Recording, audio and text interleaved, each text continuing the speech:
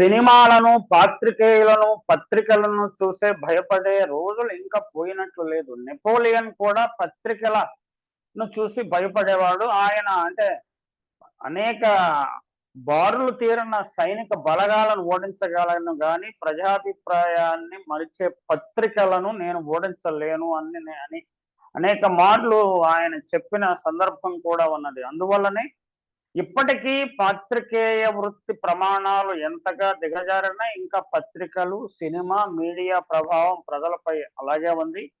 అది తాజాగా చాలా స్పష్టంగా రుజువైంది. సినిమాలను చూసి భయపడే రోజులు పోలేదని మళ్ళీ మళ్ళీ చెప్పవచ్చు. 'వ్యూహం' సినిమాను ఓటీటీ, ఆన్‌లైన్, ఇంటర్నెట్‌లో విడుదల చేయవద్దని హైదరాబాద్ సిటీ సివిల్ కోర్టు ఆదేశించింది.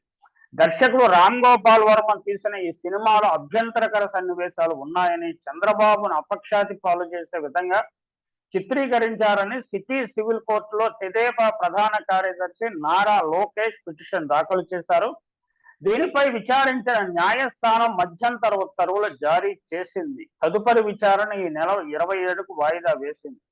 'వ్యూహం' సినిమాకు ఇచ్చిన సెన్సార్ సర్టిఫికెట్ను రద్దు చేయాలని కోరుతూ లోకేష్ తెలంగాణ హైకోర్టులో కూడా పిటిషన్ దాఖలు చేశారు.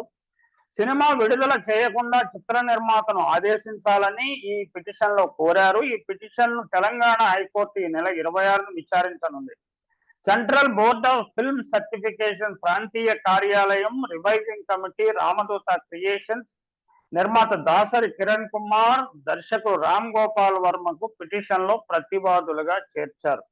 దర్శకుడు రామ్ గోపాల్ వర్మ తెలుగుదేశం పార్టీని, తమ కుటుంబాన్ని ఇబ్బంది పెట్టేలా, తమ ప్రతిష్టకు భంగం కలిగేలా సినిమా తీశారని పిటిషన్లో లోకేష్ పేర్కొన్నారు. దర్శకుడు రామ్ గోపాల్ వర్మ ఇష్టానుసారంగా టీడీపీ అధినేత చంద్రబాబు ప్రతిష్టకు, పార్టీ ప్రతిష్టకు భంగం కలిగించేలా దురుద్దేశంతో పాత్రలను తప్పుడు కోణాల్లో చిత్రీకరించారని కూడా ఆరోపణ.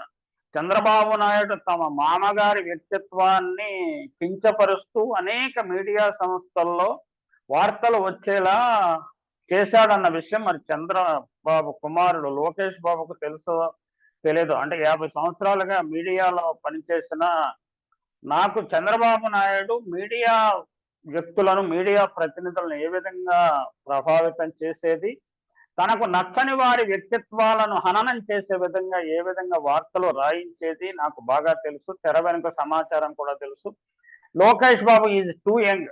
ఇలాంటివి తెలిసే అవకాశాలు లేవు. కానీ చరిత్ర అనండి, ఇంకా లేకపోతే కర్మ, మనం చేసిన కర్మ, ఎవరు చేసిన కర్మ వారు అనుభవించక ఎప్పుడు తప్పదు అరన్నా అని కూడా మన జానపదులు చెప్తుంటారు, సినిమా కవులు కూడా రాస్తుంటారు. ఇప్పుడు చంద్రబాబు వంతు వచ్చింది.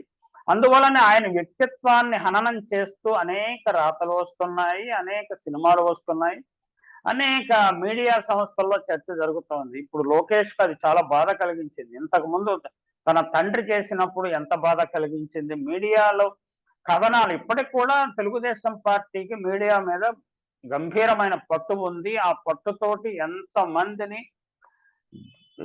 అప్రతిష్ట పాలు చేస్తున్నారు. ప్రజలు బాగా గుర్తించారు. అందువల్లనే వారి విశ్వసనీయత కూడా బాగా తగ్గిపోయింది. సర్క్యులేషన్ కూడా తగ్గిపోతున్నాయి.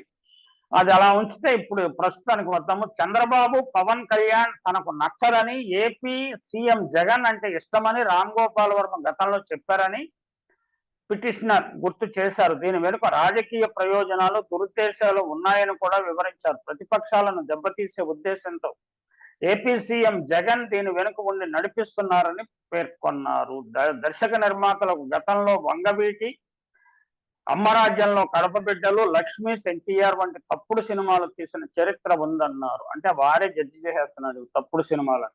ఇప్పటికే విడుదల చేసిన ట్రైలర్లో తమ పాత్రలను తప్పుగా చిత్రీకరించని, సినిమా మొత్తం ఇదే ధోరణి ఉంటుందని లోకేష్ బాబు భావిస్తున్నారు. 'వ్యూహం' cinema AP CM Jaganmohan Reddy జీవితం ఆధారంగా రూపొందించినట్టు ప్రచారం జరుగుతోంది. స్కిల్ ఏపీ కుంభకోణంలో చంద్రబాబు నిందితుడు మాత్రమేనని, అయితే సినిమాలో దోషిగా నిర్ధారించినట్టు లోకేష్ ఆరోపణ. అంటే ఇతరులను క్యారెక్టర్ అసాసినేషన్ మనం చేస్తే మనం క్యారెక్టర్ కూడా అసాసినేషన్ జరిగే ప్రయత్నాలు జరుగుతాయి, వ్యక్తిత్వ హననం జరుగుతుందనే విషయాన్ని బాగా ఆయన గమనంలోకి, లోకేష్ బాబు గమనంలోకి వచ్చింది.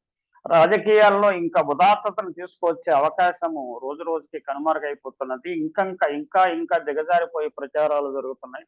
ఇది నిజానికి హర్షించే పరిణామం కాదు మరి. ఈ ఈ కలికాలం అన్నామా ఇంకేమన్నా దీని నుంచి మనం ఎప్పుడు బయటపడతామో చూడాలి.